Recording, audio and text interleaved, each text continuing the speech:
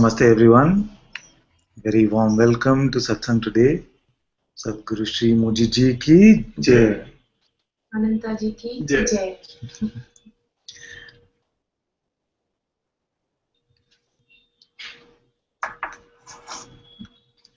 So happy to see all of you. And if you're in the Hangout, you can ask your question by unmuting your mic. And if you're on YouTube, you can just type your question there and we can look at it.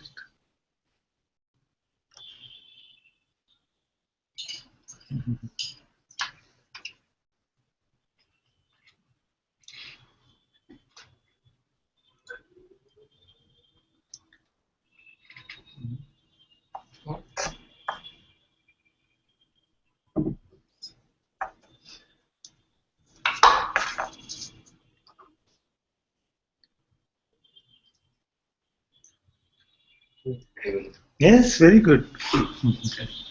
So I get this strong doership sort of this thing. So for example, most cases I can see that, let's say there are a couple of decisions to be taken. I can clearly see that, this decision would affect in this way, this other decision would affect in that way. And I take a decision. And then I later see, I'm not able to separate that I out of this thing, because Yes. I can clearly see that I did something. You did something. And if someone asked me, maybe from a third party perspective, they thought, okay, the decision was taken by someone. But if someone asked me that, hey, you took the decision, right? And that is why this is happening. Yes. So a clear doership. Yes, yes. So this is good. We can look at the mechanics of this even slower. So you said that there's something to be done, and then some alternatives come. Do this, or do that, or do that. Where do they come from? Because of the circumstances. Circumstances, and circumstances are appearing like this in front, and then alternatives come from the mind. Do this, or do this, or do that. Then what do you do to pick between them? What do you do? I guess I weigh pros and cons and things Which like also come from where? that. Mind, intellect. You see, again, it comes from the same space. So this game gets played like this. So alternatives will come and say, okay, I'm contemplating what is the best approach. Right. What is the meaning? Usually when we say contemplating, when the world is contemplating, just waiting for thoughts to come about what is the best approach. Okay? And we play no part in creating those. Then these thoughts come, that these are the alternatives. And the more compelling the content of the thought is, it seems like the best decision. But then, even then, who is the one who is deciding? This I, we say I decide. This I is where? So this I is the I person is a concept from the mind. Right. Okay. So then we say that this decision was required, these options came. Even if all of this is seen, we still say, okay, I pick between all these alternatives. Who is this one?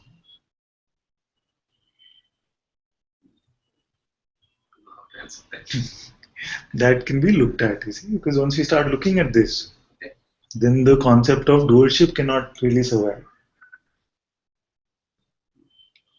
It's just a feeling, just like before maybe talking to Radha or before coming to Satsang, you had this thing that I am choosing which thoughts are coming.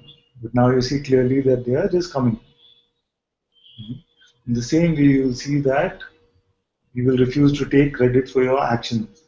So the actions are happening, but you see them only as an happening. It seemed very sticky, I know. Initially when I heard this first time, when I heard somebody called Ramesh Balsekar say like this. And I read an interview of his in the newspaper actually. And he was saying things like this. Who will go to this man? And I found myself at his feet after maybe a year of reading that interview. So it's like this, So this, when we hear for the first time, but how are you doing your action? And you say like this, see, I'm doing. That's again another thought that I am doing this. Actually, the hands are just moving. But we invent the idea that I did it, or I am doing this, or I am speaking this, or I want to do this, or I don't want to do this. Right. And this I is completely fictional, actually. Completely fictional, completely mythical. Okay. And how do we know this? We know this because we checked. We tried to find.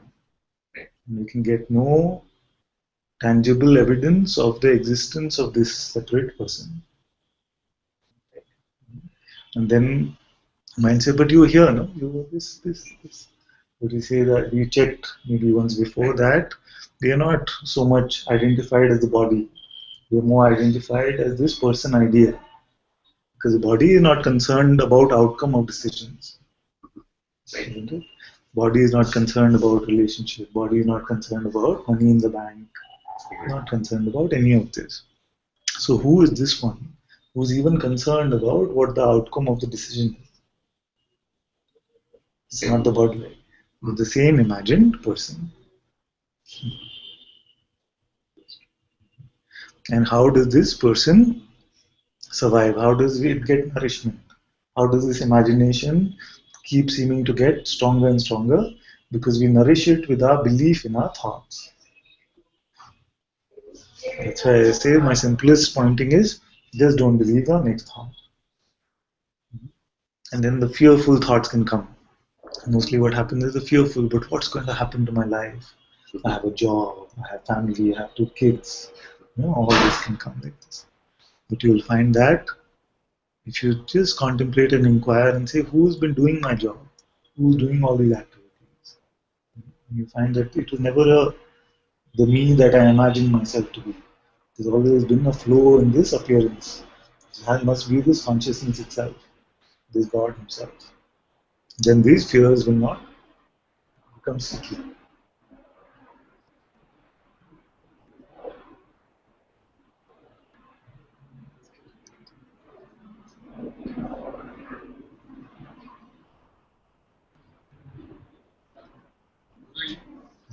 Many years ago, I was attracted to this law of attraction teaching. Yes.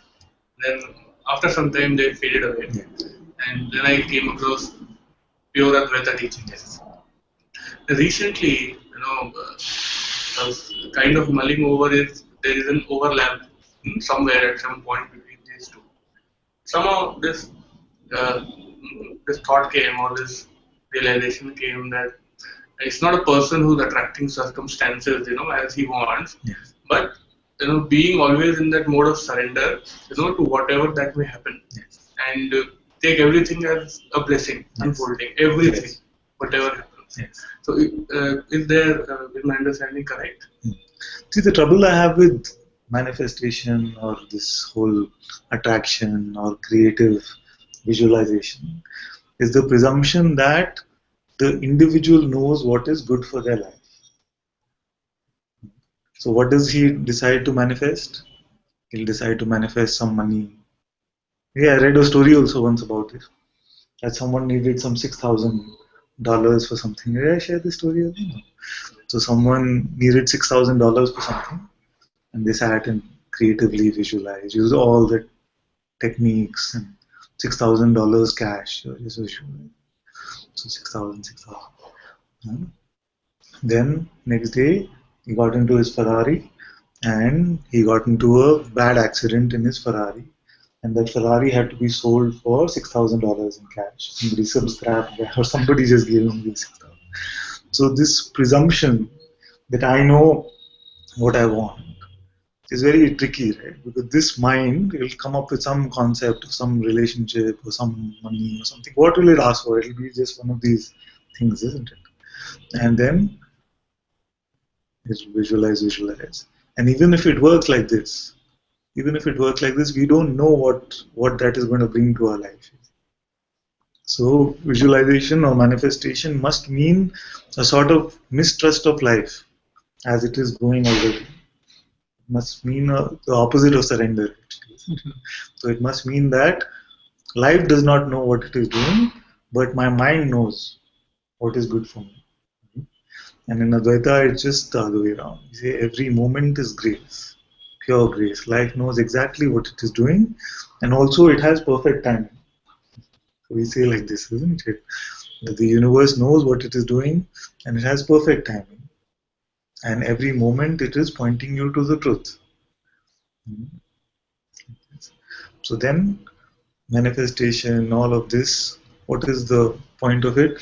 That would mean that, okay, my life is not going well, or I want it to go a certain way.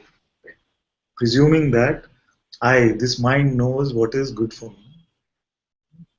And then we try to visualize something, and we don't know how that is going to play out also. So I've never been very attracted to all this, the secret and manifestation. Because, when you look back at your life, you realize it all happened just the way it was meant to be. But when you look in the future, it doesn't seem that way. In the life, when we look at it from the past, we say, oh, I just happened to be there at that time, and I met this person, this happened, and just happened so beautifully. But when we look into the future, we are like, oh, I need to manage it. How will I manage my time? How will I manage my money? Not expecting anything to happen, but being in this space of infinite possibility that anything may happen will be a blessing. It's a blessing already. You see, the thing is that this beautiful green colored bottle is a great miracle. It just appeared in such a beautiful appearance. This is a miracle actually. So every moment is already such a huge blessing, irrespective of whether we know it or not. You see, this world of appearances, a flower, I say often, a flower is such a beautiful miracle. Why do we want levitation? All this stuff. Has man, in spite of all the scientific progress he's made, has he been able to replicate the beauty of a flower? Just a fruit. And you look at an orange, and you look at how beautiful it is. So nature is already providing such beauty, such miracles for us every day. The smallest of things. When you're driving, you also Yeah. miracle every day. Yes. That's another joke, isn't it? God must exist because we are able to survive in India traffic.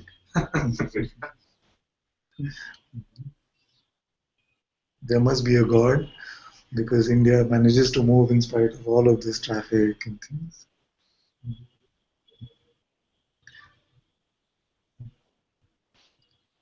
So, although you said no expectation there could still be a smell of some expectation. Okay, if I am like this, then something. It could be anything. When we are surrendered, then we are not concerned whether tomorrow I'm a beggar on the road or I'm the king of India or something. That is meaning of surrender. I see this very often also, that someone will say that, Guruji, I completely surrender to you. But please make sure that my life goes all right. Then where is the surrender? Then it is deal making. Saying, okay, I'm surrendered, life did not improve. So this one is not a true master. It's all deal making. That's what most of us do in temples and in front of God. We are just deal making. Not deal making. What can really touch you at all? Is there anything? Well, this thought also came that let this joy of being surrendered only remain. Let this be the only constant. But if it is only this, then in a year you'll forget you're joyful also. If it is only joy that you taste, then you will not recognize joy also. So that's what happens in satsang also sometimes, that initially you feel like you've been dipped in honey. You feel like you become like honey. Sometimes it happens like that. Then after like 2-3 months, what happened to that honey? It seems very this thing. You see, but what happens is that suddenly we went from this stressful sort of state, mind-driven state, into this state of peace and calm, and then we just get used to this. So it doesn't seem like it has that sweetness anymore. But actually, if you were to be pulled back into the craziness of life and then come back to this, you said, oh, this is what it was always here. So because we always, now in satsang, it seems like, where is that initial thing that happens? So in some sense, it's like the system gets used to it. Gets used to it. And even this expectation of joy, not required. So I say that even if this was the last moment of joy that would be experienced, it's completely okay. There's never another moment of joy. Is the witnessing affected by it? It's even the joy or the peace or the love or the bliss, all these which are in service to your being, all these could be there, but we still want to go to sleep at night. Why? In deep sleep state, they are not there. Because even this experiencing too much. You go to the best restaurant, you eat a few dishes, but how many will you? The best music, we say this, the best songs, most beautiful bhajan playing, how many times will you hear the same thing? So there's a natural limit to how much pleasure, joy, peace can even be there. Even this we want to let go of and go to sleep in this experience of nothing. Just pure awareness being there with no phenomena to be reporting on. And all these concepts, even of heaven. Somebody will say, what is your idea of heaven? Oh, beautiful angels and, just pure joy, great music and all. I can guarantee you, in a year you'll be tired of it. And you'll say, give me some excitement. Give me some, you know. Like, so my idea of heaven, nothing. Nothing.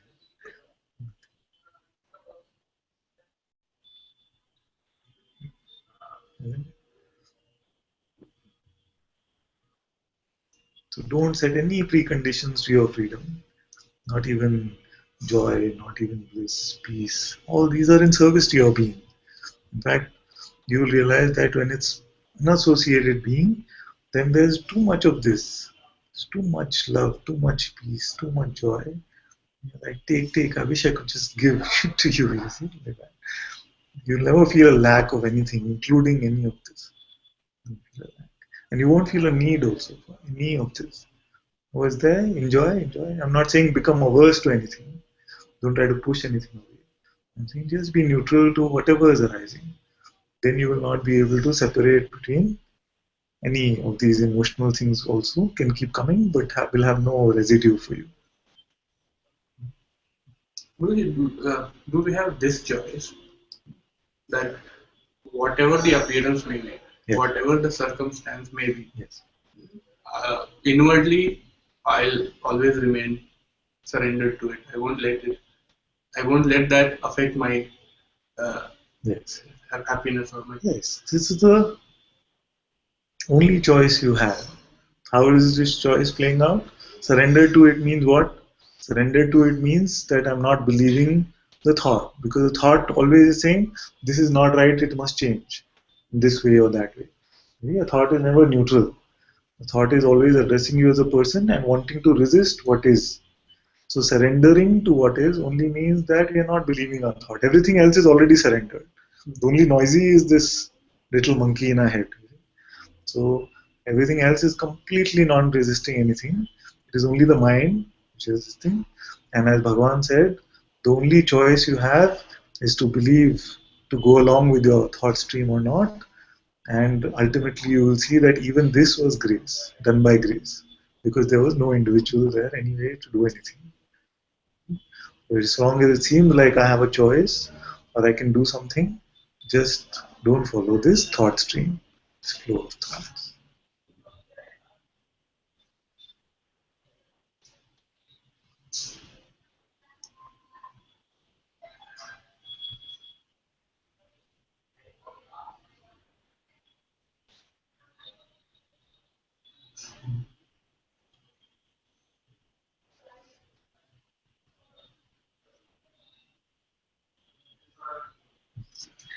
Namaste everyone. Atma says, thank you for the story about the money, Father, and about this presumption that I know what I want or what I need, what is good for me. The universe has perfect timing.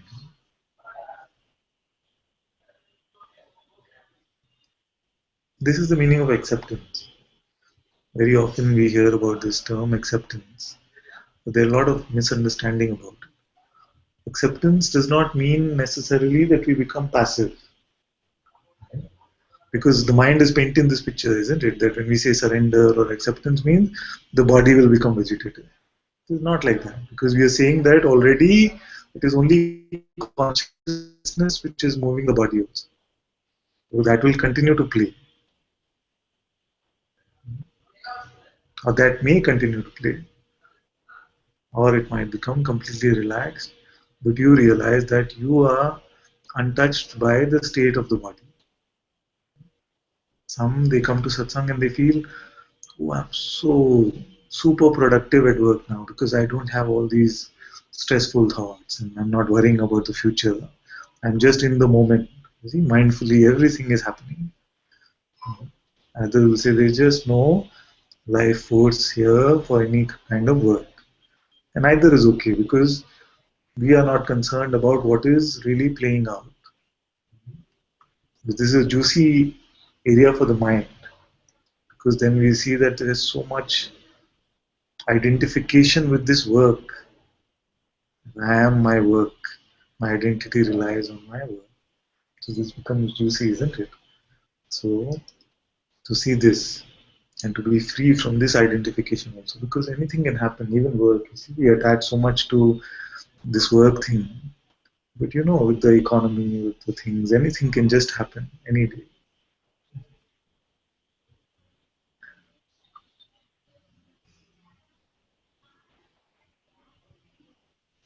Little yesterday, there were experiences, but yesterday for the first time, this thing came very strongly that everything is my own self.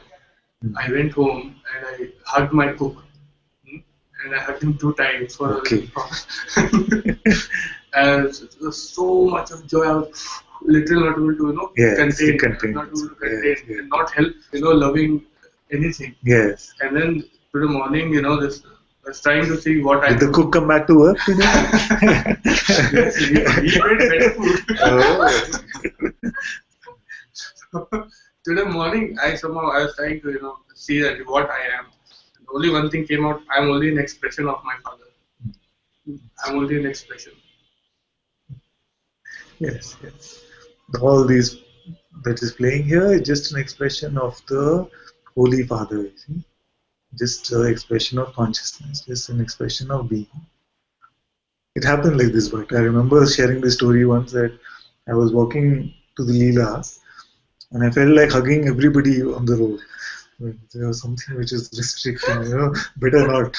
I was walking. So there's a place close to my house where we do some of our meetings, and that's coincidentally it's called Leela, the Leela Palace. So it's a place where we do some meetings, and I was walking there because it's just 5 minutes away, and just think, I wanted to just hug everybody that was crossing. If I carried one of those signs, free hugs or something, there's this free hug movement you see, then maybe I would have even done that. But we know, intuitively we know that it doesn't have to be necessarily this outward expression, but if it's coming like that and you feel the cook is open to it, then why not?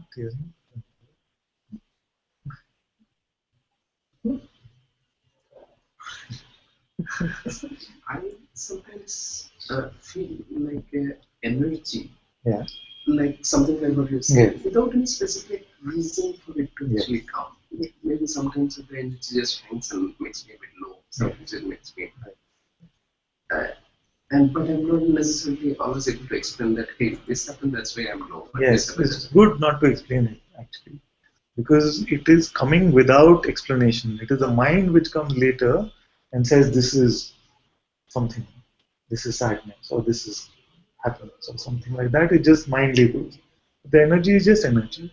We took this example also once, isn't it? Mujiji shares this, that he says, let's suppose you have stage fright and you're waiting to go and talk on the stage, and there's this energy which is coming, and you're saying, oh, I'm so nervous.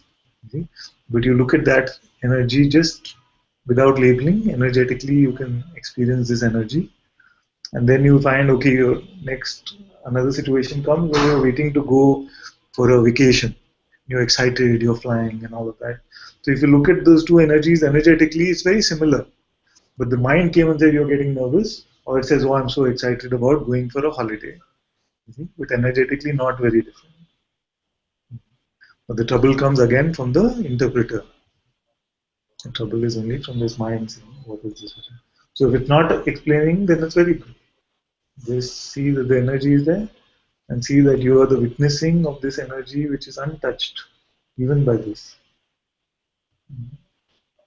This can happen, and don't need to explain, because otherwise then what happens is if you start looking at these energies and all that, then you might get attracted to spiritual energies and spiritual experiences and all these kind of things, which again become a big merry-go-round.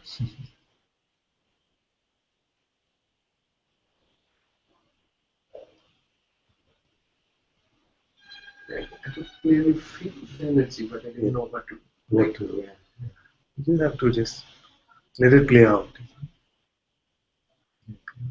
Sometimes what happens is when we create knowledge about it or concepts about it, then it sort of becomes a resistance to what is playing.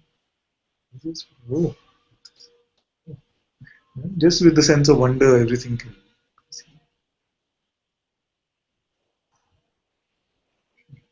That is the door open? Could you just close it? Because it's a little noisy.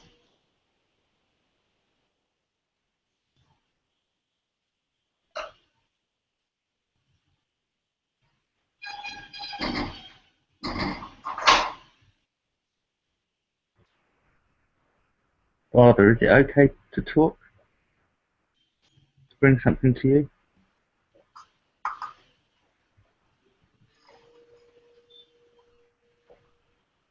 Can you hear me?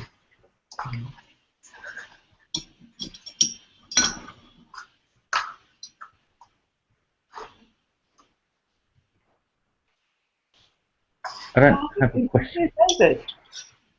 Can you hear me? Can you hear me? I see. But I can't hear David. Oh, maybe my volume is a little low. Okay. David, let's try again. Okay, can you hear me? Yes, very well. Thank you. Okay, thank you, Father. I don't have a question, but I have something to bring to you, really. I came sort of to this Sangha with I realise now with a sense of, spiritual ego, really, and I've heard that it's been described as the worst form of ego, and it's been observed, and there is a sense of wanting to be of service in some way after the last Muji intensive that I went to, and I felt it was a genuine sense, and I think there is a genuine sense there of wanting to serve, but I was kind of wanting to serve in some way this Sangha. It felt right to perhaps because I had some of the white fire contemplations, and I've read a fair bit and had some very profound realizations. And anyway, somebody from the Sangha forwarded me some information about Karma Yoga and Seva. I don't know if I pronounced that right, but I think you get what I mean. And I watched this video of Muji talk about Karma Yoga and read the stuff, and I was filled with this sense of inferiority and arrogance, um, which was observed. And after that, I thought, I know nothing. I don't really know anything at all. And I think I'd had perhaps some concepts had built up around because when I've been meditating for about 7 years, and had a real sense of this duality breaking down, and then laughter comes, spontaneous laughter, and so I think maybe the mind became attached to a sense of, because of that I'm here, I've made it, and I think that possibly has can get in the way of this, and I just wanted to bring that to you now. I think that's the most honest and true I can be right here, right now, and that's what's important. So I just wanted to bring that to you and expose that, and thank you very much. I feel there was a little bit of nerves before I came to speak, but I don't feel any of that now, and I just want to say thank you, and for all the Sangha who've been really, really helpful. I don't want to name the person specifically that's been quite instrumental. That doesn't feel right. So, but yeah, thank you all for the Sangha. Thank you. Very good. Very good. Very happy to hear this report, and your honest sharing is very beautiful. What is the meaning of ego? What is the meaning of spiritual ego, especially? Is the sense of specialness. That I am special in some way, that I got something, I understood something, I made it, I'm free. And it comes from this place of specialness. And this specialness itself is the, I want to say obstacle, but even not to call it obstacle, is the just showing up as the last battle of the ego. See? To say that you wanted this freedom, you wanted this liberation, you wanted moksha, and now because of all your practices and because you were a student, good student, you went to the right teacher, then something special has happened to you. And look at the others, they're still struggling, they're still, in their trivial pursuits. But I am free now. This sense of specialness can come. But it's very good that you are able to spot it. And life will make you spot it. Everyone will spot it, because anytime there is ego, ego means resistance. And resistance means suffering. So suffering will show us what still needs to be transcended. So we cannot escape it. So if there's a sense of any specialness, it's very good that you come to satsang. And in satsang, you might not, many of us might not even know that we carry this sense of specialness.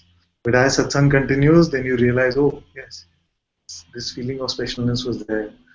I am comparing myself to the master, or I'm comparing myself to the rest of the Sangha. All this can be seen. And that's why we said that don't take your temperature also. Who are you without your thermometer? Constantly checking, where am I, where have I reached? Am I as peaceful as him? Am I smiling like him? All these things are become just mind tricks.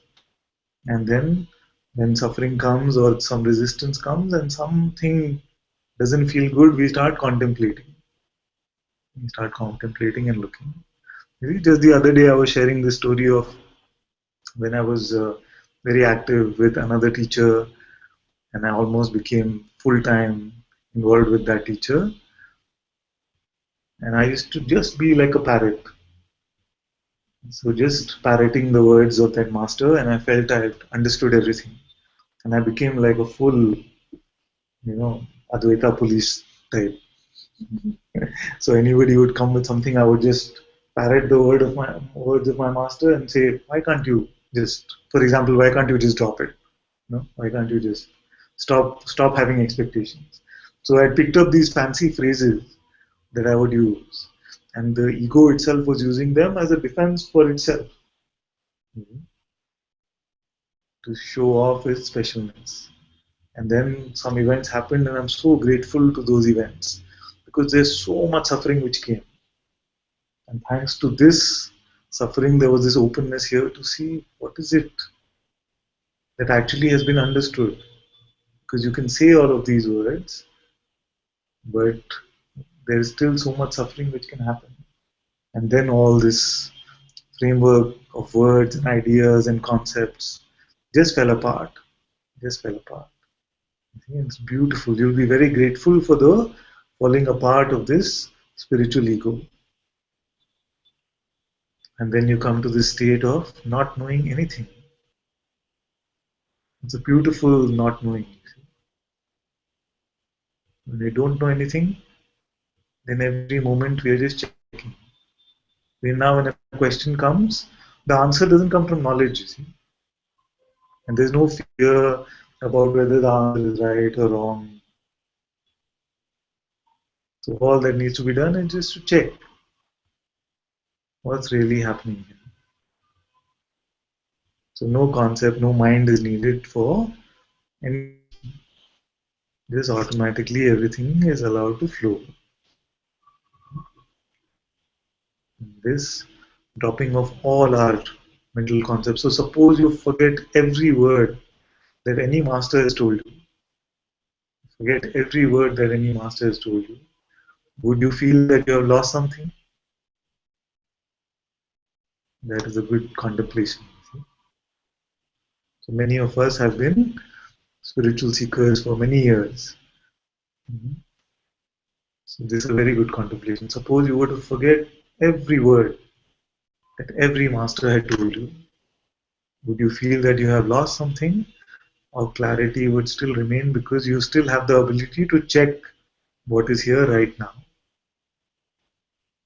And this ability to clearly see without believing thoughts is enough. No need for any words then. But the spiritual ego cannot survive without these words, without these concepts and ideas. And also it becomes so much lighter because the strongest burden, so to speak, if we are to carry, is the burden of the spiritual ego. Because we have to project ourselves in a certain way, present ourselves very, we have to keep up with this image of this free person. That's too much trouble, you see. Why would you want to pick up that? It's not freedom. To have to present a free person all the time is not freedom. It's too much work. And none of you must pick it up. Just be completely in the moment. All is just fine. Don't need to remember any fancy things. Just be available, be present, and the presence will take care of everything.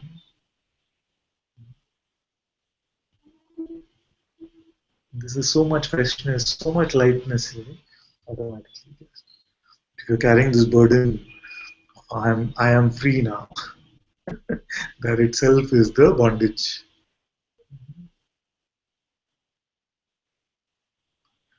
I feel Adya also spoke about this once. Many years ago, I heard a talk by him that he was talking about this burden of the free person, of the liberated person, and just don't pick it up.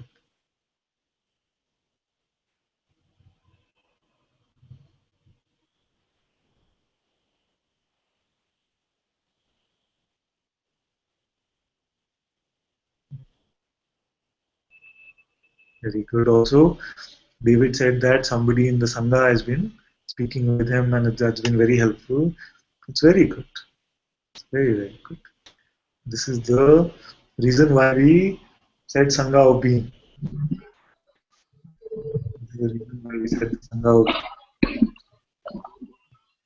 So this is the Sangha of I. This is the Sangha of being. We'll wait for the echo to stop. Yeah. It's very good.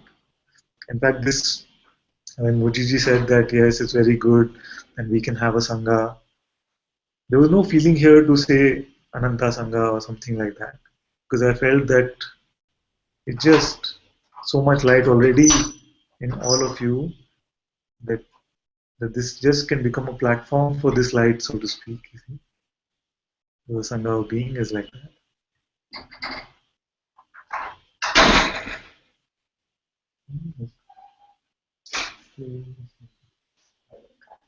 No problem. So I'm very happy to hear this. That the Sangha, I know already many have told me, so many of you are making such a big difference to all those that come to your presence. And the difference doesn't mean that necessarily you have to become full, give them full Advaitic Gyan or something like that. The difference could just mean that you give them a smile. in a tough situation, instead of confrontation, there's just joy and there's a smile. You see, that itself is beautiful. But if some words are flowing very naturally and they're coming like that, very happy that all of you can share.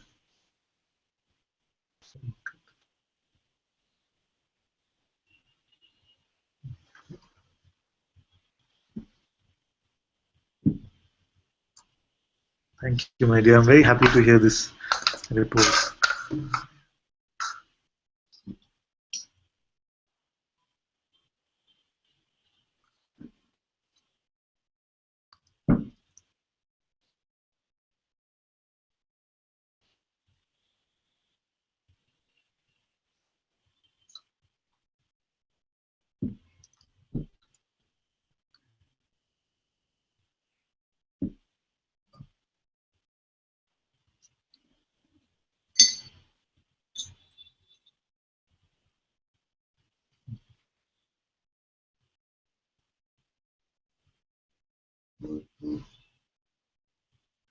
Maharaj had said something very beautiful once. Nisargadatta Maharaj had said that when we read the Gita, why do we always read from Arjuna's perspective? Why do we never read it from Krishna's perspective? I found very great power in those words. So what we must not do is just put on this pretend Krishna. You see, it's not something that you have to fake. Say, okay, now I'm going to be like Krishna and read from there. It's not like that. You just see what is true here, and is what Krishna is saying, applying clearly to what is true. So very easily these could have been my words, because this is the same truth which is seen here. That is what it means when we say Krishna's perspective. But if we keep looking at everything from the seeker mindset, the seeker always wants more and more. Almost there, just one more satsang, one more retreat, just one more something. So what does it mean when we say Krishna perspective? It means the perspective of the truths. To see what is present here already, and to then see if there is anything contradicting the truths in the Gita. You read these scriptures and you read and say yes. Don't read them as some mental concepts to be learnt and understood like that. There are a lot of Pandits in India who are very proud that they know all the scriptures, they can read the entire Bhagavad Gita. But it's not about that. Just one paragraph actually. You can just read that and you can see, yes, this is what I am. These words are coming from this place. There's nothing difficult about this. To see, that is itself the Krishna perspective. There's something unclear about lokas, different lokas. Lokas. In my experience so far, I tend to gravitate towards this that these are just levels of consciousness in which you rest. But then, remember in autobiography of a yogi, Sri Yukteswar talks about that all beings are made of light and all. Just wanted to get your perspective on it. Yes, yes. So this is one loka. Then you go to sleep. There's a dream that comes. Which loka is that? Dream loka. Dream loka. What is the same loka? It's different, no? Yeah. So there could be many like that. And is it always like this only? There's sometimes some other things that happen, isn't it, in those? Sometimes something disappears, vanishes, something can happen like that. So that must be some different sort of loka. The point I'm trying to make is that what is the point of all of this? All of this has seen that, okay, when being is present, then all these different appearances can come. Being is unrestricted in terms of what can be created. And even this, like this, so yesterday Microsoft announced, or 1 or 2 days before Microsoft announced that they're creating what? What is the word? Holographic lens, HoloLens. You see, you put it on, and then you get transported into another world. You can play Minecraft. For kids, they were saying they can play Minecraft inside Minecraft. Project another thing onto. Yes. So you have also augmented reality. So this they put on, and then it'll show when you are there, like Terminator or one of those movies. It'll say Piyush Shukla, you know, it'll say Jyotika. From Facebook, it'll pull out the data next to you. So you could be walking, like I was walking to Leela the other day. So then I would cross everyone, oh, this one is this, like that. It can show like that. So this augmented reality, so called. But you can also be transported into different worlds with this. So all these are what? All these are also local. So don't be so concerned about this plane, that plane. What difference does it make to you actually? To Only appearance changes. Appearance is changing. So because we can spend too much. I mean, if it's fun, it's fun. I mean, you can read about it and things. I'm not an expert, to be honest, about all these local things. But for me, there's no interest to find out. Even if there was a great, if there was a questioning that I could ask this intuition, please tell me about the lokas. Can't imagine asking such a question. You see. There's just no interest in this kind of stuff. What will happen? I'm happy to see a flower. Enough for me in this loka. No more pleasure is needed than just to see a flower. All of you beautiful beings, I'm happy to see you. I don't need any other. I don't need to see an asara or something like that. This loka is more than enough for me. It's okay, but as long as you're not getting too caught up in this stuff, it's okay for enjoyment. Rather than watching TV, if you're reading up about lokas, okay. You can tell me a little also about it. So if somebody asks, I can tell them. You remember Sri Ramana had once told, like, once he had this vision that inside Arunachala there is the whole city. Yes. The whole city inside Arunachala. These things can happen. You see, I went to, but I don't want anyone to pick up any concepts, and that's why I really share this stuff. So sitting inside Vashisht's cave, and Jyotika knows some of this, and this is all relying on memory. So if I'm relating wrongly what happened, you please correct me. But I sat inside, and I could feel that, in the cave, I could just feel that anywhere in this whole universe can be traveled, and the whole universe seemed to be inside me. So I could see the planets and the stars and the galaxies. All this was visible. So I was there, and all this, and I felt that this is what maybe Vashishta was able to just experience, because he had these siddhis and was able to do all of this. But then the point is what? Nothing. So what? It's just another appearance. So what? What did it really change?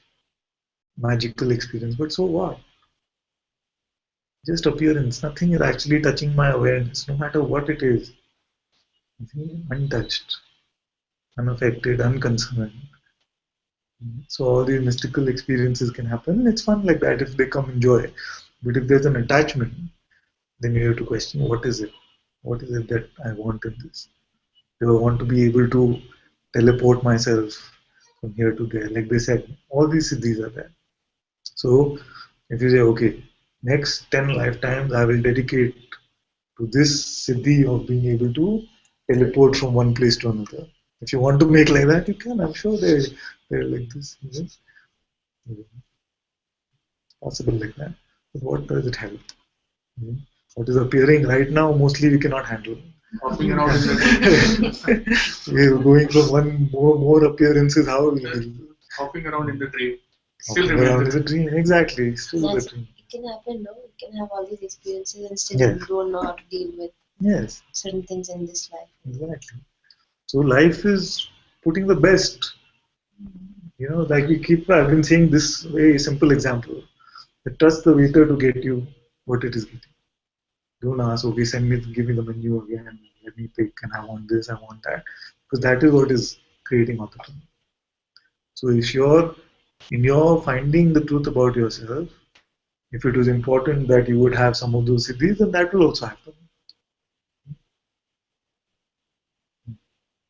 But we are very lazy. I can't imagine going to some cave and standing on one foot for 10 years to get some siddhi for what? How does it help?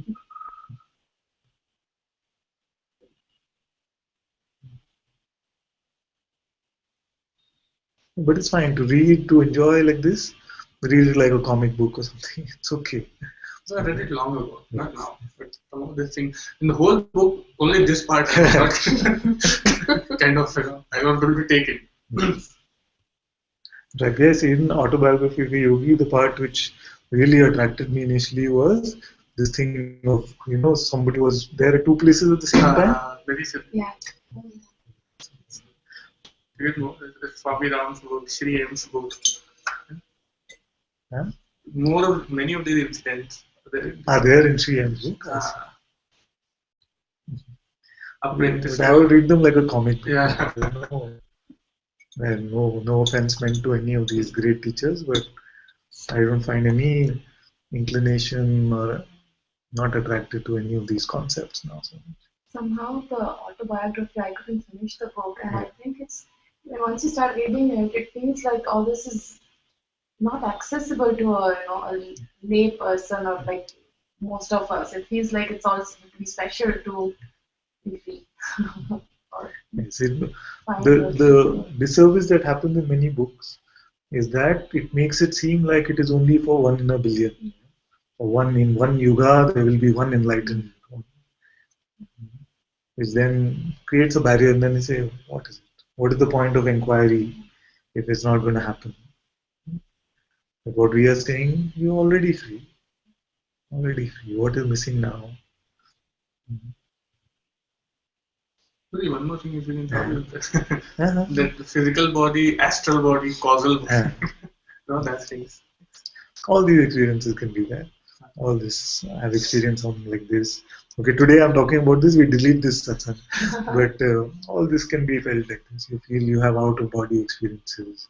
You feel that the whole body is made up of some light. The time I did some process with some other teacher and all the chakras were shining like bright lights, and you could see the astral body and the made up of all this different form like chakras and things like that. But what? Better not to go there. Best not to go there, yes. Because it doesn't really mean anything. Just appearance. Different form of Is that a spiritual energy? Or appearance. See that curiosity gets activated in a sweet like that. Yeah, it's like that. It can be said that there's some spiritual. Even if you do pranayama, actually, it's meant to activate these chakras and things. That's why everything seems more peaceful, joyful sometimes. But many times it can be taken too far, and it has nothing to do with freedom. That's the main point. So all these can be more experiences, more appearances.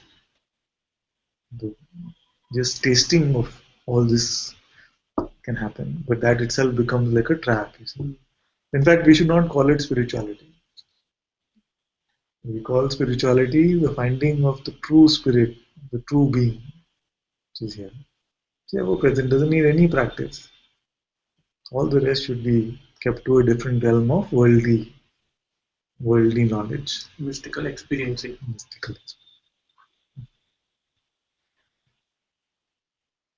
And I'm not trying to mystify you at all. You see, there'll be some teachers who will want to have an aura about themselves. That I should keep some mystery and I should pretend to have some powers or something like that. And, so that the following grows and they get more and more attracted to all these miracles. But I got so tired of all of this business that once, I was just in my life there was a time where I said no more of this guru business for me. I was just tired of all of these concepts and this thing, and it seemed so far and unapproachable, unreal. And then grace brought me to my master. So I don't want to build any of that kind of aura or mysticism. Just what is here, Ananta, is as regular as anyone.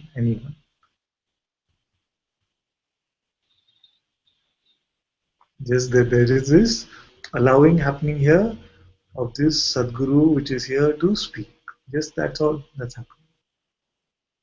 Nothing at all which is special.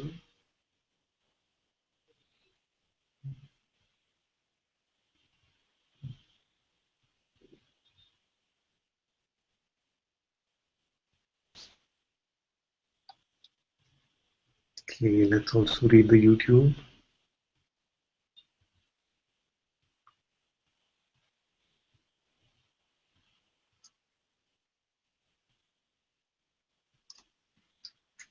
Lizal said, thank you for being the light of this Sangha, Father.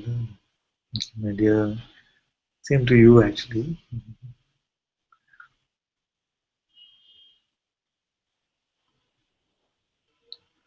Quantumness has a question, he says, or she says, I'm not sure. They say, Father, a hypothetical question. If the whole world, all of us, suddenly realize that we are awareness and supreme beings, what would the world look or be like? This would be beautiful. But somehow in this realm, it just doesn't happen like this. You see? So I don't want to Advaita police you and say that it's all just you. Just basically all this, all others are just a projection of your being itself. Isn't it? They don't exist without the presence of your own I am, of this I am. So it is your own dream, all of this. But it's a beautiful question to ask even in this dream, that suppose all of us were separate beings and we all had this beautiful realization of what we truly are. Such a beautiful, such a beautiful fantasy. But the fact is, if you read the history of this realm with any sort of reliability, the greatest sages have come, the greatest masters have come, the Buddha has come, Jesus has come, Ram has come, Krishna has come, but the realm has stayed the same. Jesus had 12 disciples. It seems like the purpose of this realm is very strongly to point us to what we are. And that openness does not come without suffering. Yeah, so this suffering, this seems to be the realm of suffering where suffering can come so that openness for the truth can be created here.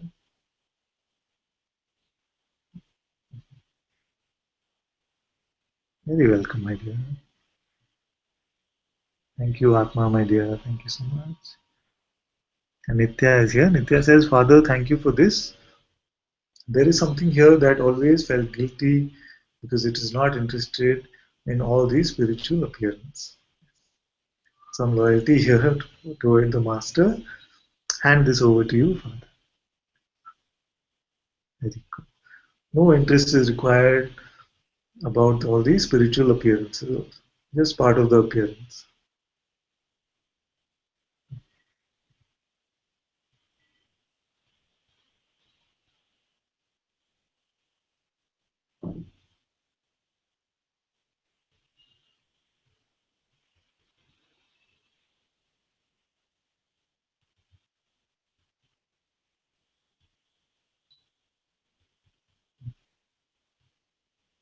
What you are pointing to is direct road. All others are bypass road. Yes. This is the easiest way to get there because there is no way to get.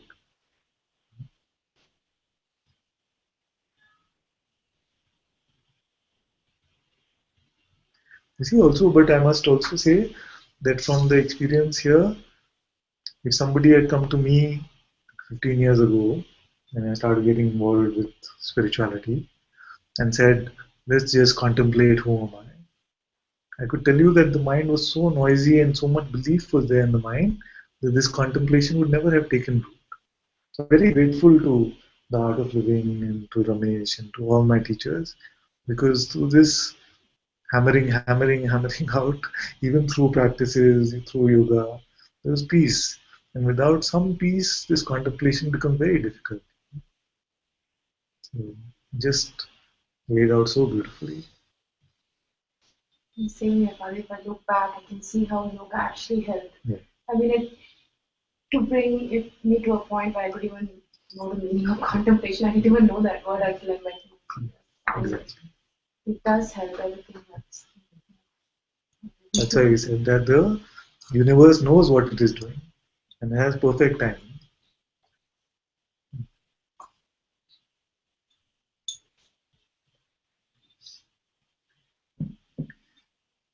See, before I met Mujiji, I used to have these fantasies.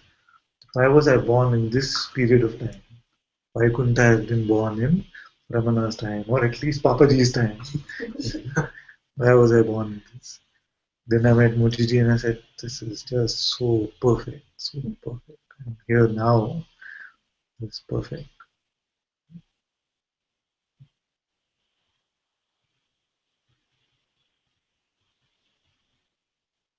Oh, Aparna had a question. I missed that. I'm so sorry. Let me look at that. Aparna had said, when you say don't believe your next thought, who are you referring to, dear father? Then she said, Father, I have the strong urge to ask you, who is this who should not believe the thought and to whom these thoughts occur? Very good. This is a very good question. So we looked at this, isn't it? There's a pure seeing awareness. Then when we say that waking state is coming, we see that there's the birth of this beingness, consciousness, the sense I am. Then what happens with the birth of this beingness is all these forces come into play. The world, the universe, the forces of attention, belief, all are coming with the birth of this beingness, identity. But the person is never actually born. The person is still only an idea. So then whose belief and attention must it be? It must belong to beingness or consciousness itself. So consciousness has the power to pretend and it has the power to let go of the pretense. So this pointing is for being. So that's why satsang is a communion actually. It's a communication or a communion of consciousness with consciousness. There's God who's pretending to be deluded and being a person, and he comes to this rehab called satsang, and God himself is speaking to God and saying, but you're not this, remember, remember who you are. Because the person never came into existence. The person was just imagined.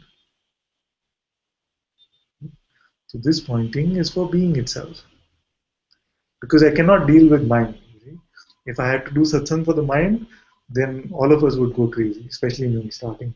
Because the mind is always resisting, separating. That's the job of the mind. So don't expect that the mind will change.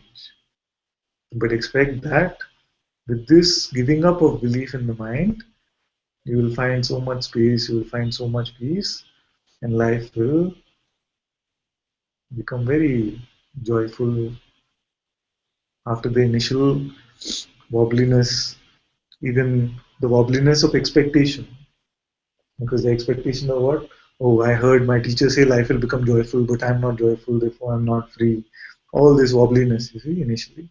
So even this will go. Then you see true joy. It doesn't even depend on any state. It doesn't have to depend on any energy also. Just in the neutrality, there's so much joy. Usually only beingness appears and disappears. Mhm. So you can say projected and electron. Yes. The person is never born at a time. First Yes. the beingness comes, then idea of person. And Yes, it's like that movie example is very good. So the audience is sitting there always. It's a strange audience. It's always there, irrespective of whether there's a movie playing or not. So the witnessing is ever present. Okay? Then the light comes on, which is being. Okay?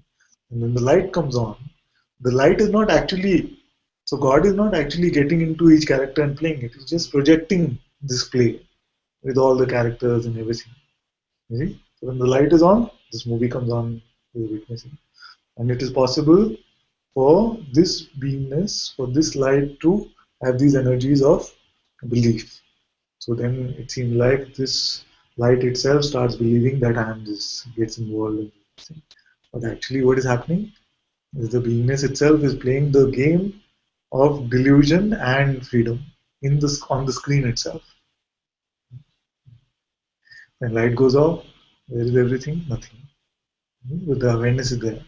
You know that there is thought. You know that there is no thought. You know that there was sleep. You know that I woke up. Okay? We often say like this, isn't it? That I didn't get sleep whole last night. So if sleep only meant closing your eyes, then that would not be. But you know you went to sleep or you didn't go to sleep. That means there is awareness even of sleep or no sleep.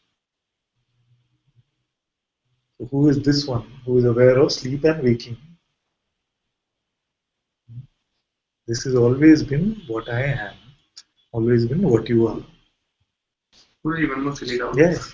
With the sleep, yeah, that people who are enlightened beings, free beings, sleep very less. And rubbish. And it could be that, you see, when you do a lot of yoga, you do a lot of physical practices, then the body changes, requirement for sleep changes. So all that can happen, but has nothing to do with freedom.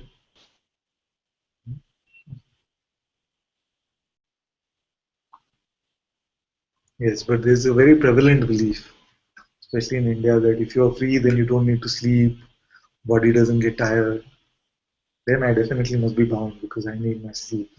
Body does get tired also. Just believe that just go into samadhi for 5 minutes and you're refreshed. You don't Yeah, need yeah, sleep.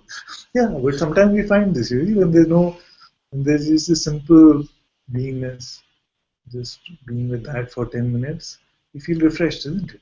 So there's truth like that, but it gets overblown, you see. That if you just sit in samadhi 5 minutes and no sleep required for 10 days, you hear this kind of thing. And the mind loves picking up these things and then exaggerating. It becomes Chinese whisper. You see, the master could have said that yes, beautiful 5 minutes, no thought, nothing. It was beautiful samadhi. Feel completely refreshed. Although I didn't sleep enough last night. It could be like that starting off.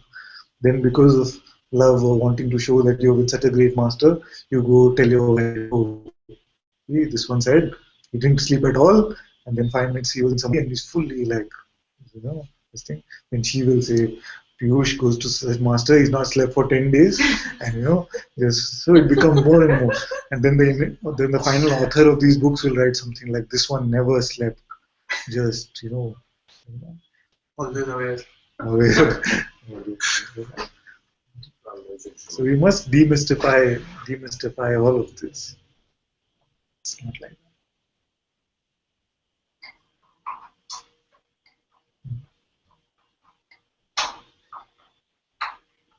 Also, there's something I need to surrender. Mhm. There's a lot of fear even saying it, or what would others say. I don't know. So it's this attachment to being a child Mhm. and also being or an identity, I would say, like a member of the Sangha. There's it's very beautiful and everything, but it has a lot of possibility of daydreaming. And I think something's ready to just surrender that. There's a lot of fear, especially with the identity of being a child and surrendering that. Something is coming up, but I think it needs to come up. Even being a member of the Sangha is very beautiful. It's very beautiful. And even if something is finished, it's just my satsang. But the daydream, I somehow think it's goes a little too much sometimes. And you just need to get out of that. What do you mean daydreaming? I mean, I wouldn't say daydream, being in the thoughts. Okay. Like just going away with the thoughts. And I think like Lisa said something about wobbling. There's a lot of wobbling going on here too. It's like suddenly I'm in this being and then sometimes I'm in the person, and most of the time the person is related to satsang these days. It could be, like, whatever the other identity, but it's mostly related to satsang. So Yes. This will also go, you see. So the love that you feel is for your own presence, which is here. So this, what seems like even this guru, disciple or father-daughter relationship, all of this will just dissolve in this holy relationship that you have with your own presence. Because what is speaking from here is that your own presence is speaking. The same presence. And without this presence, what is here in this body? Nothing. So nobody will get any reason to be attached to it. It is here because there is nothing here without this presence. And this presence is what? Your own presence of beingness. So it's okay. Sometimes it comes like this. Initially, it can seem like it's getting, attached to the person or something like that. But you'll find that as you keep coming to satsang, even this will dissolve, and you'll find where is the master? My own heart, not going anywhere. There's so much peace in this. This is Shanti because there's no chasing them for anything. Anda can appear, disappear. Ananta can appear, disappear. But the presence which is speaking through Ananta is my own presence. He is not going anywhere. Yes, I think a couple of days that I always want to be here and it's not possible for me. And then there was this such a strong wanting to be here, but I couldn't. So I just had to be with that energy, and then it just settled in my own sort of being is everything that's here. And I'm one like that was it comes and goes. It's like if it's not established yet, there's still a wanting to be here and not wanting to be in my own presence, something weird, and then that's such a strong wanting, and then it just, I realize because I'm just one with my father, but it's still not established, like I said. Good, because enjoy this time while it lasts. Because there might be a time in the future where you'll say, that longing was so sweet. That longing was so sweet. Now it's so enjoy even this play of divinity. Enjoy it. It's okay. It's not unnatural. Yeah. Nothing is unnatural, right? Everything that comes The only ultimate unnaturalness is how consciousness itself is pretending to be just this mere person. Ultimately, that is the only unnaturalness which we are freeing ourselves from, this delusion of personhood.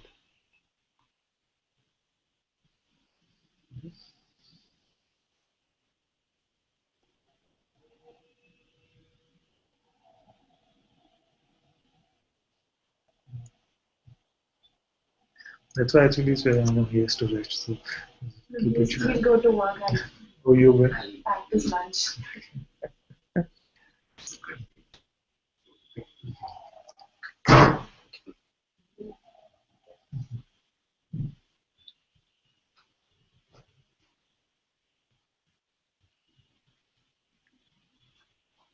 That's your black, right? Mine. Yes.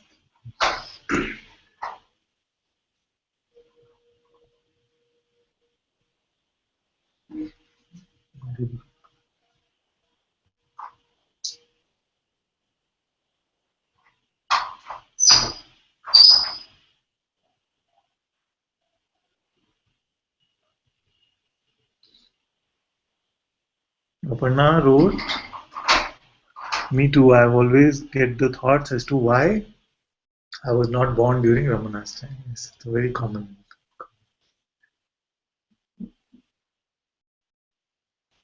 Just yesterday, actually, Aradhana sent me something very beautiful, so I don't know whether she's here and she can post it over here, where she spoke about someone had given a testimonial when Ramana gave up his body. They also had this thing that, when he was there, then we didn't spend enough time with him because we were dreaming about other things. Can happen like this. So maybe when they were sitting in Ravana's presence, they were saying, "Oh, why was I not born during Ashtavakra's time? Why was I not born during Vashish's time?" It's very natural for the mind to say, "What's present is not enough. Maybe it should have been this."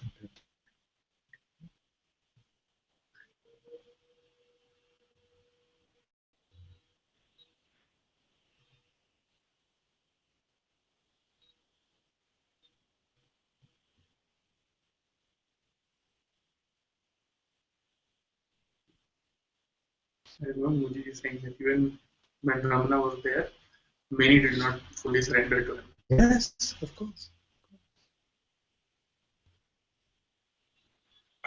That's the nature of the mind. Grass is always green on the other side.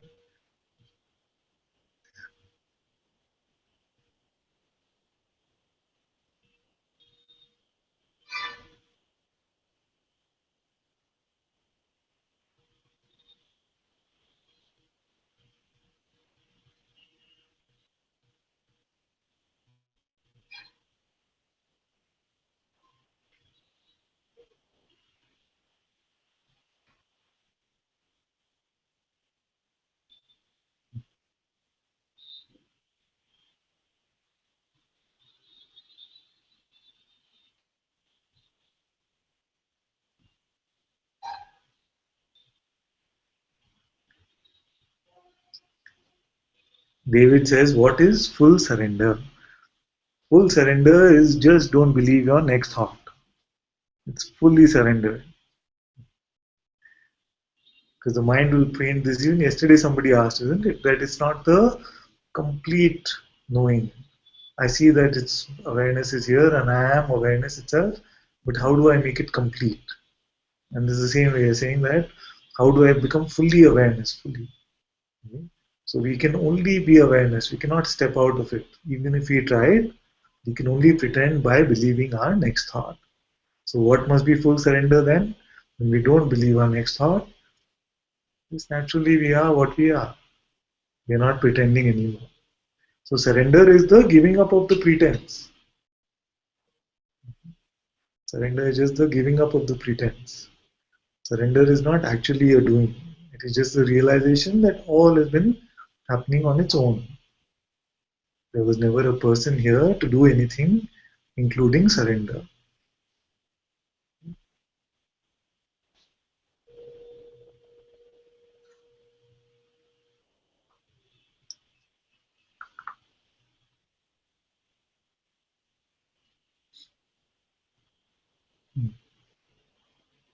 Radhana says, we'll share it in the Sangha of Being page, Ananta. It was Maurice Friedman's note on the regret he felt that he didn't spend time, all the time he could have with Bhagwan. Yes.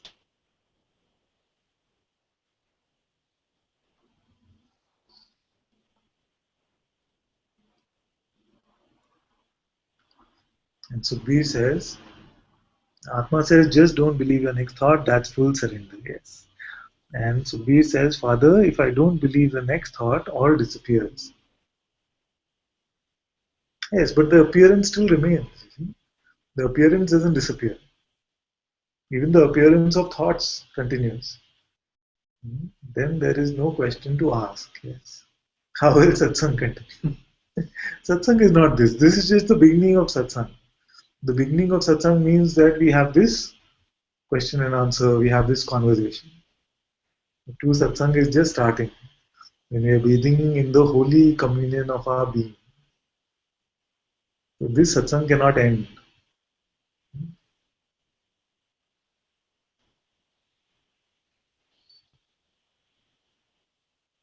The questioning and the answering is just the beginning of this courtship.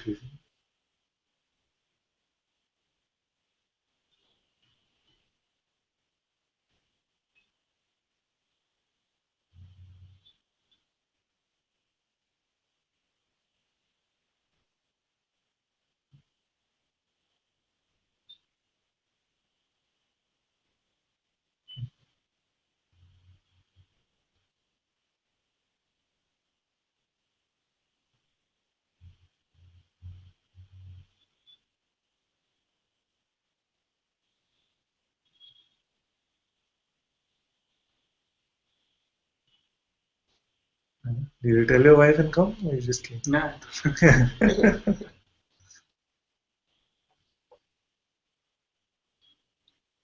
So happy seeing this. So, Sometimes he asks me some things, and yeah. like you were mentioning, there's a fear that is it coming from concepts or is it? And then sometimes I can see I really don't know how to answer him, and then some pinch, and I just what ask. I'm not the best thing. There's a fear. Just don't try to ever answer from a concept or something that you know. Don't answer from there. Just see how is it actually. When you see, then the answer will come very clearly. So even things like doership, how is it? You see that there is pure witnessing, then the presence of beingness is there. And in the presence of beingness, all these activities, movements are just happening on their own. But what seems to happen? This concept of the person is being believed in, and this imagined thing is starting to believe that I am doing something or not. And this can be seen, isn't it? Very quickly we can check in and see. And from this, the answer comes from this point of clarity. Because what happens is that it is received also when it comes from this clarity. Because Being this very strong sense of just when it is mental thing. So you don't have to rush into any answers. Just wait and see. Okay, it's very very simple actually. It's kindergarten. Kindergarten.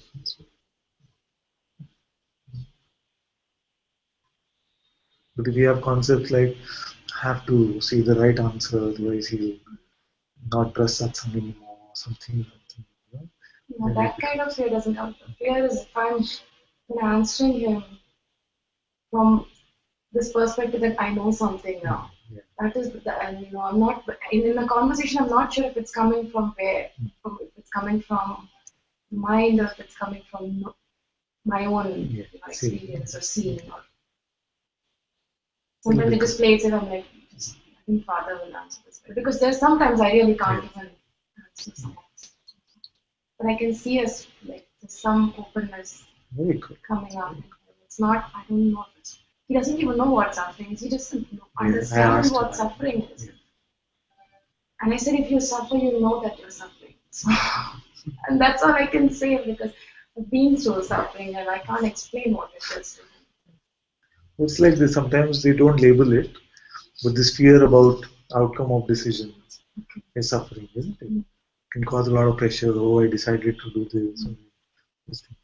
I have to fire somebody at work, or I need to hire 10 people. What happens? So if this kind of thing is also suffering. It doesn't have to be like a big event.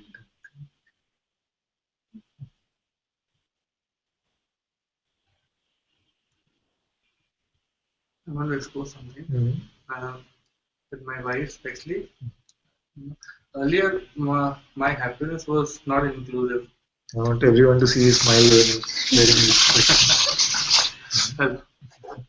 So, earlier my happiness was not inclusive.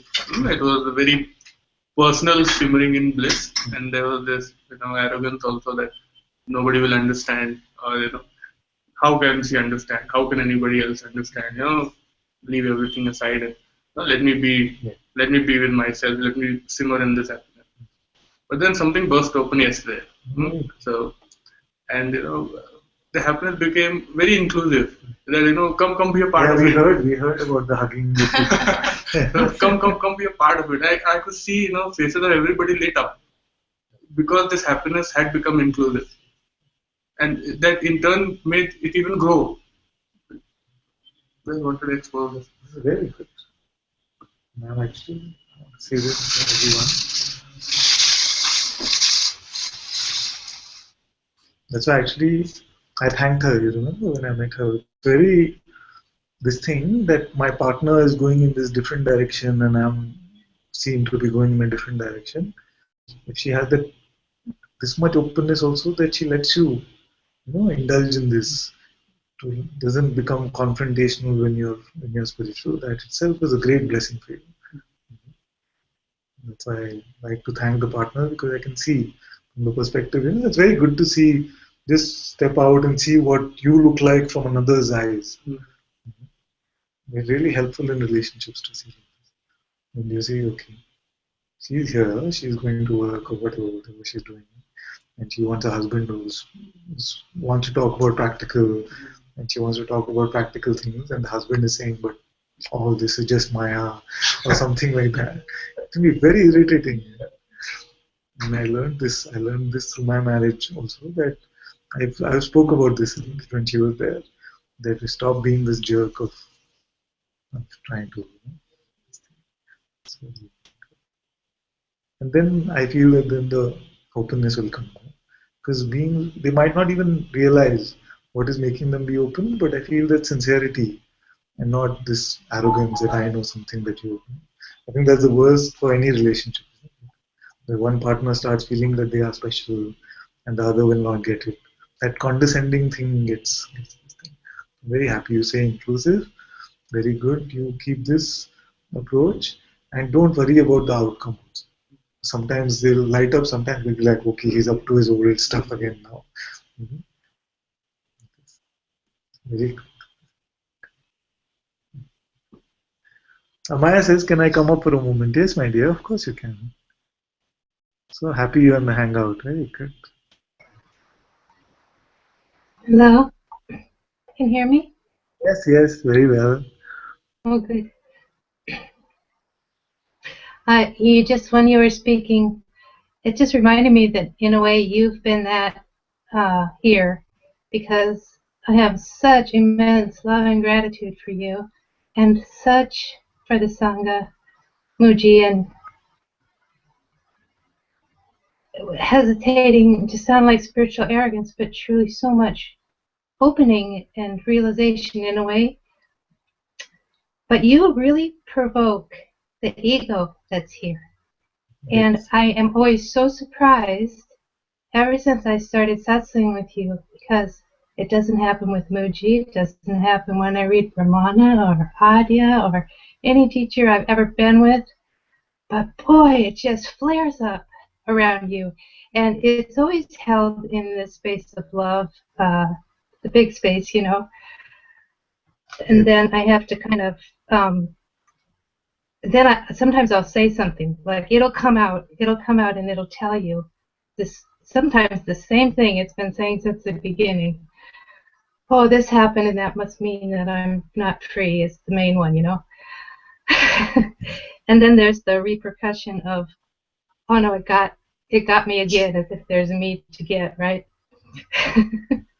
So anyway, I wanted to thank you for that, because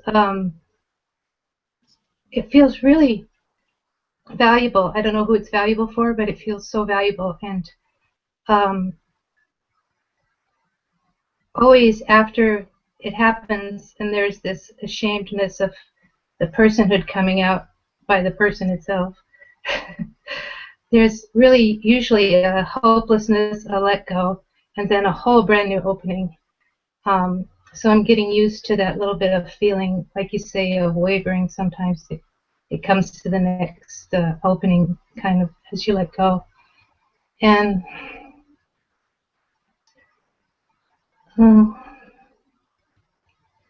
well, I'm not supposed to go into my memory to try to find something I wanted to say, but it seemed like there was something else. Okay, it's okay. We can wait for it. Yeah, we can wait.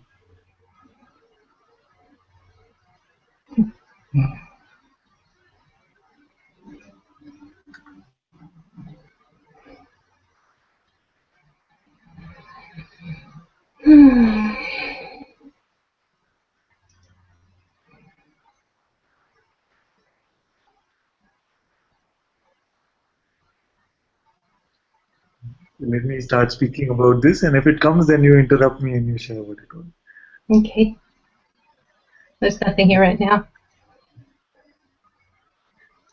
This is very good. She said something very beautiful. This is very good to be able to expose like this. He says that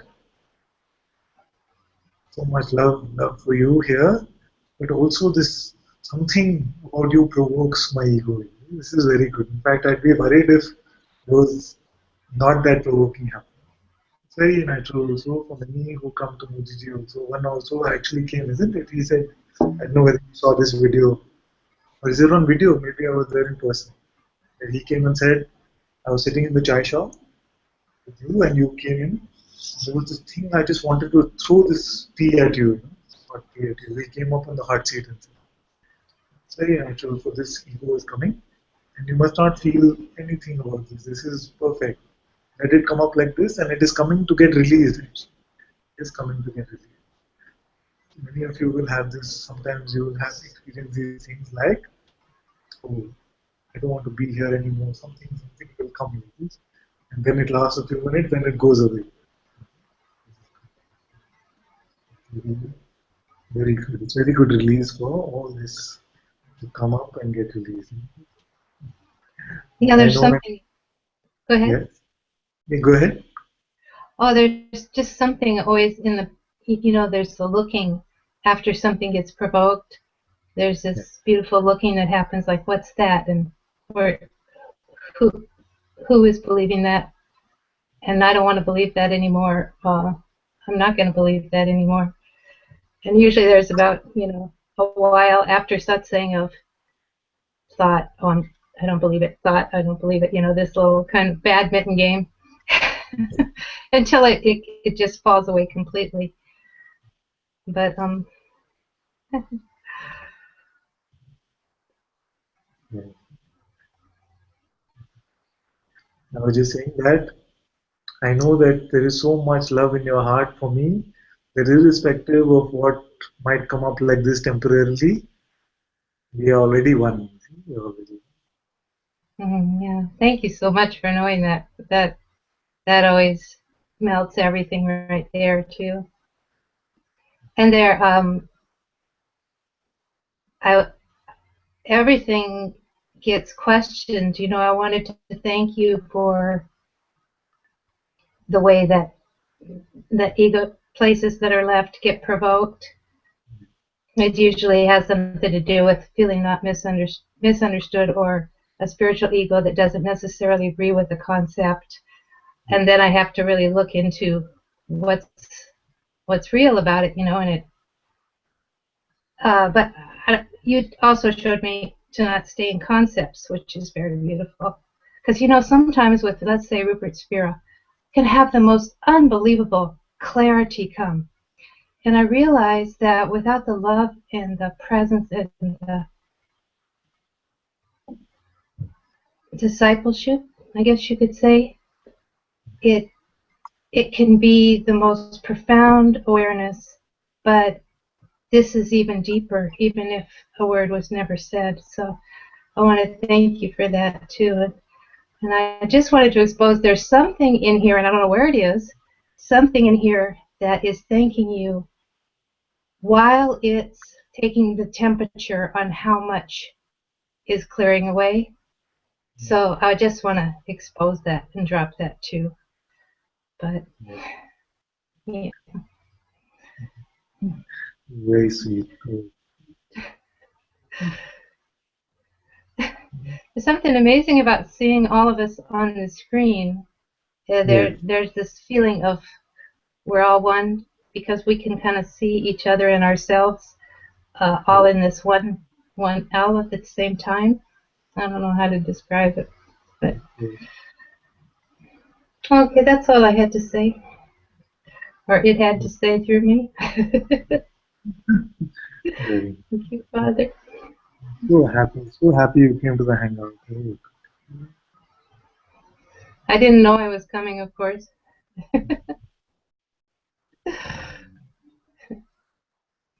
Very beautiful, very nice. Thank you so much. Thank you.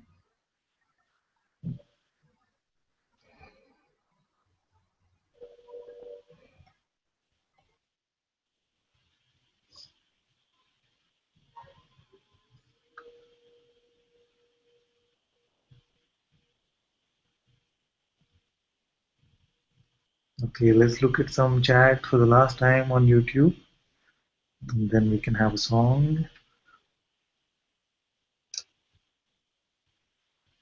Shakti says, Father, even the power to imagine problems is not my problem. I cannot even say it is simple. It is just what is. Yes. Very good. So B says, can see that there is still a someone trying to get a something from satsang. Yes. Wanted to expose this in the fire of satsang. This is good. You're already saying that there is someone trying to get something. That means it's none of your business. Isn't it? That someone can do whatever it wants, let it play in whichever way it wants. It has nothing to do with you now.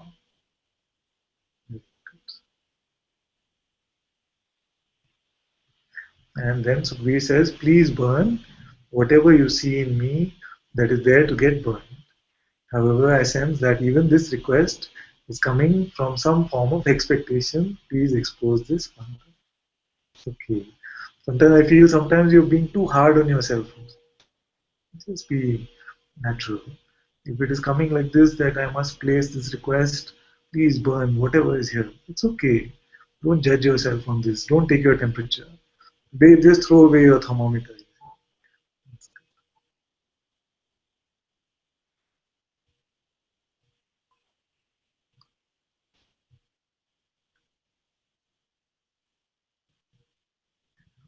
Anna says, there is a thought here saying that I now need a daily fix of satsang to be able to function. That this looks wonderful now, but it will pass as so many other groups and teachers have passed already for me. I just want to expose it. It's good to see that the mind can play its tricks this way. It knows that the domination of the mind is in trouble. So now it's saying, but you see, you felt the same way about some other teacher. This will also go. Just don't believe all this. Just don't believe all this. Just be open to whatever life is bringing. Just be open. Whatever is happening is happening. There is no individual I. There is no person.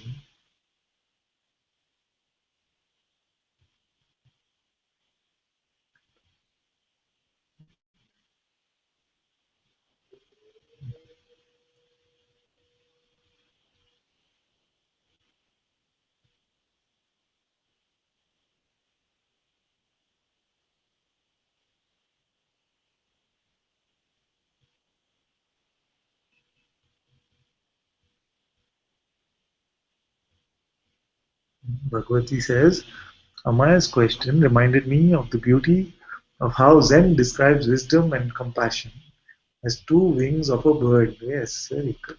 Very good. You can say a little bit about this. This will be helpful for all of us to hear. I have nothing to say. Yeah, I'm on mute, so you better say something. Well, I can only say what I wrote there.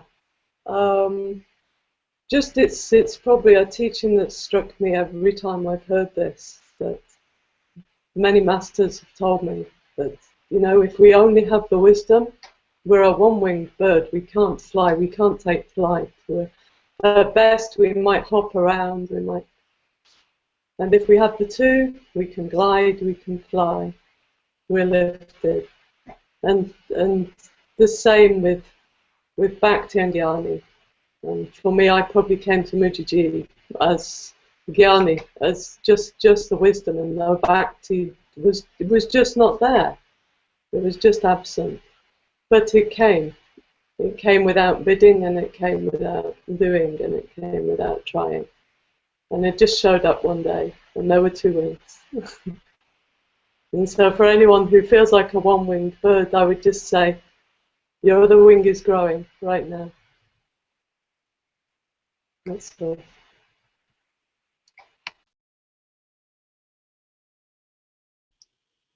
Very beautiful, my dear. Thank you for sharing that. Okay, so since Amaya is here, can we request her to sing a song also?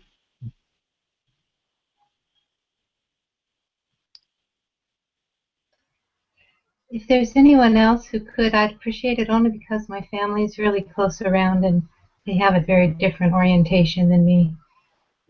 So Yeah, I wish I could. it's fine. It's Thank fine, my you. dear. Thank you so much. Okay. So who else have we not heard?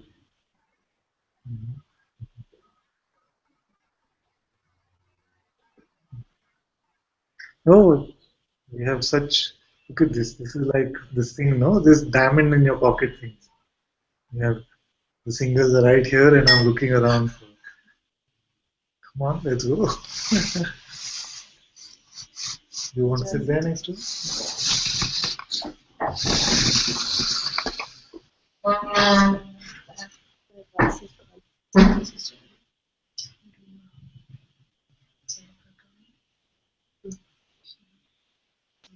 Is Amba here? Amba is not. She may be outside. She sings this so beautifully.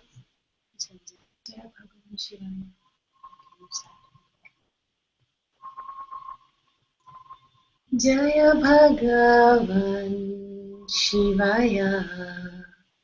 Jaya Bhagavan Shimuji Ji. Jaya Bhagavan Shivaya. Jaya Bhagavan Shri Ananta Ji. Jaya Bhagavan Shivaya. Jaya Bhagavan Om Namo Shivaya. Gurudev Namo. Om Namo Shivaya. Gurudev Namo. Jaya Bhagavan Shivaya. Jaya Bhagavan Shri Muji Ji. Jaya Bhagavan Shivaya. Jaya Bhagavan Shri Ananta Ji. Jaya Bhagavan Shivaya. Jaya Bhagavan. Om Namo Shivaya. Gurudev Namo. Om Namo Shivaya.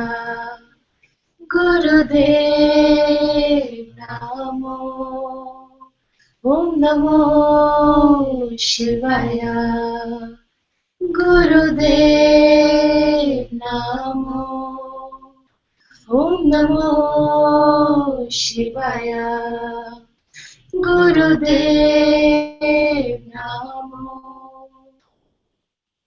Jaya Bhagavan Shivaya. Jaya Bhagavan Shri Muji Ji. Jaya Bhagavan Shivaya. Jaya Bhagavan Shri Ananta Ji. Jaya Bhagavan Shivaya. Jaya Bhagavan. Om Namo Shivaya.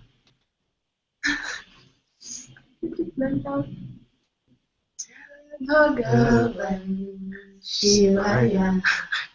Jaya Bhagavan Shri Muji Ji. Jaya Bhagavan Shivaya.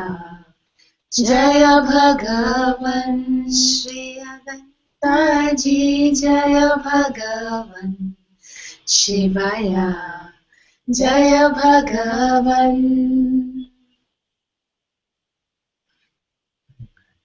You have to help us, Radha. I just don't know where to end. So you have to sing and you have to say stop. I I always enjoy, get like I that. enjoy Yeah. bhajan so much I can never ask you to stop. I always don't know when to Yeah, exactly. You should just sing with us So and my just stops say are always stop. abrupt. When to stop. Usually what they do is they do this fade out. Yeah, I don't know how to do that. Because Because I don't know. yeah, I don't know. They just so beautifully. Everybody just fades out. I don't know how to do that. Yeah, we need to practice. Actually, Always what I'm abrupt. feeling is, Always I know that I know the moderators have been struggling with some music and things. So maybe what we do is, can we record some songs? Very soon, maybe in the next, very quickly. Ask them for the guitar. We'll ask That will one take for a the couple of guitar. times. Isn't it? Isn't that good? We just get them to record some songs instead of struggling with all the music things. All of us could do like so many sing. Yeah, there's so many. And we can have at least one song from everyone.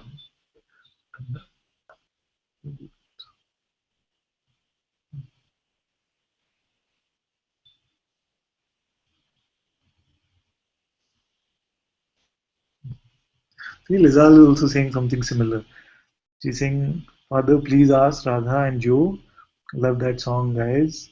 Thank you so much for singing it. Can I use it on YouTube pre-satsang music? Of course you can. No need to ask them. Of course you can. There's one time actually. Huh? There's one time actually sang Shivoham. Last Yes. time like that. We record all your songs. All of you can sing some. We don't have to struggle with this satsang, pre-satsang and post-satsang music thing. That's good.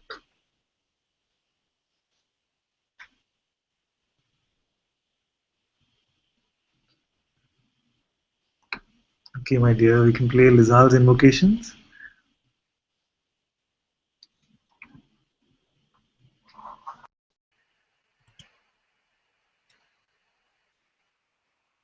Om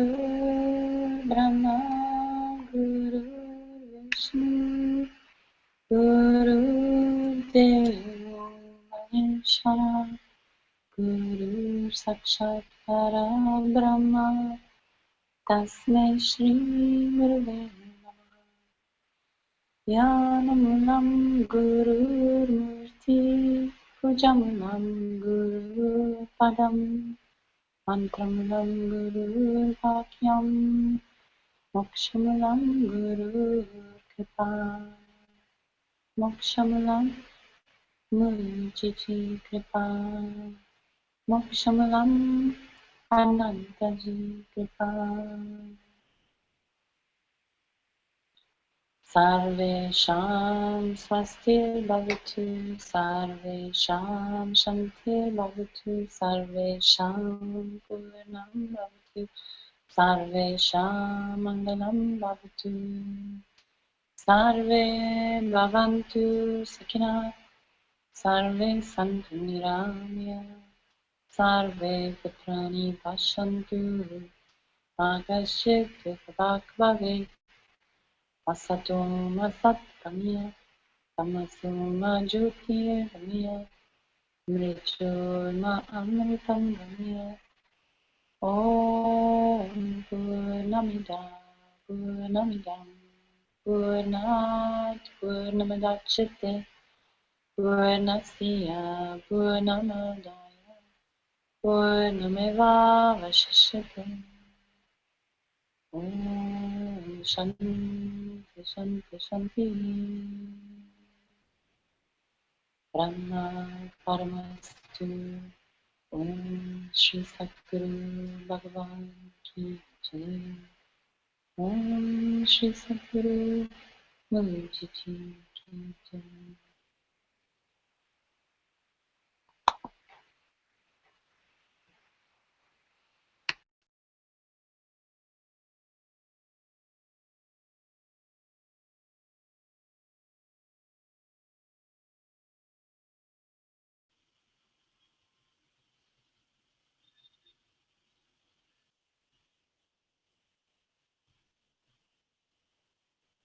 Thank you all so much for being in Satsang today.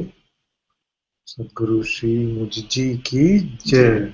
Shri अनंता जी की जय। Jai. Jai. Hey. Jay. Jay. Jay.